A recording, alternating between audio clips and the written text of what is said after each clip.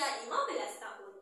Saya merupakan anak didik SMK Datuk Bendahara yang terletak di Jasin, Melaka. Pada masa lapang, saya gemar memanfaatkan masa dengan membaca buku dan melayari internet. Gabungan dua hobi inilah yang membawa saya kepada buku yang akan saya bicarakan pada hari ini. Begitulah serba sedikit perkara berkaitan saya. Tersebut kisah suatu cerita tentang seekor beruk setia.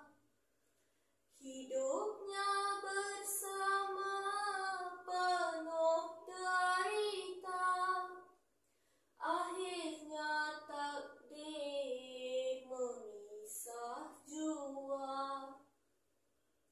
Novel yang berjaya menarik perhatian minat dan minda saya ialah Chot.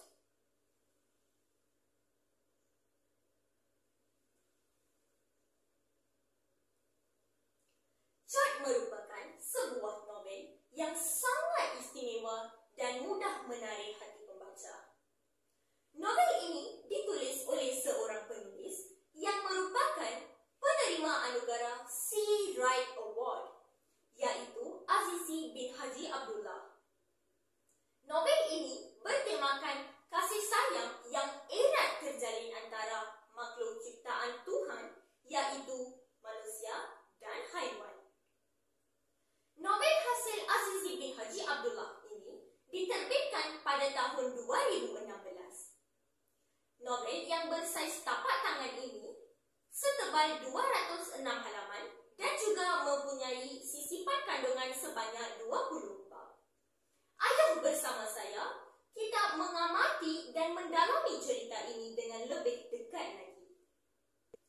Alias, iaitu watak utama cerita ini, merupakan seorang murid tahun 5 yang tinggal bersama ibunya yang lumpuh setelah kematian ayahnya. Alias juga merupakan seorang murid yang sangat bertekad untuk belajar bersungguh-sungguh sehingga dia ke universiti. Alias telah memelihara seekor beruk yang dinamakan Chot, yang sebelum ini dijaga oleh ayahnya. Alias bergantung hidup dengan mengambil upah memetik buah kelapa bersama Chot. Bapanya sebelum ini meninggal dunia kerana terjatuh daripada pokok kelapa 5 tahun yang lepas. Pada suatu hari, Chot, iaitu beruk kesayangan Alias, menghilangkan diri. Dan Alias tetap ingin mencarinya sehingga lewat ke sekolah. Dalam perjalanan pulang dari sekolah, Alias berjaya menemui Chot dan dia berasa terlalu gembira. Keesokannya, Alias dimarahi oleh Cikgu Sunan sehinggalah dia terkejut, lalu terjatuh dan telinganya terkena pada bucu meja. Sakitnya. Punca peristiwa tersebut, Alias tidak hadir ke sekolah sepanjang seminggu dan dia hanya pergi memetik buah kelapa bersama Chot. Dia juga tidak mahu ke sekolah kerana selalu diejek berbau busuk oleh murid lain. Dia memberikan alasan bahawa dia mahu memberi beras kepada ibunya kerana dia tidak hadir ke sekolah sepanjang seminggu. Cikgu Sunan bertanya dengan Som, iaitu kawan karib Alias, kenapa Alias tidak datang ke sekolah, dan baru dia tahu bahawa Alias sakit telinga sehingga bernanah. Cikgu Sunan mengambil keputusan untuk melawat Alias dan disambut baik oleh ibu Alias. Alias juga tidak berdendam dengan Cikgu Sunan dan melayaninya dengan ramah. Tetapi kedatangan Cikgu Sunan tidak disenangi Chot. Ketika Cikgu Sunan memeriksa telinga Alias yang bernanah, Chot melompat sehingga rantai yang mengikatnya itu putus dan menerkam, kemudian menolak lengan Cikgu Sunan. Keadaan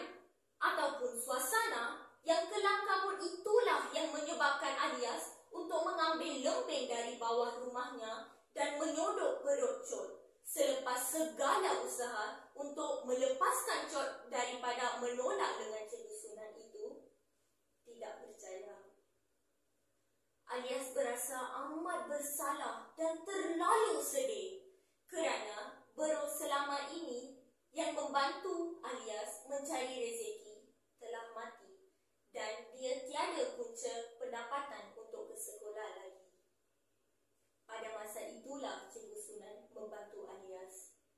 Macam mana Cikgu Sunan membantu alias?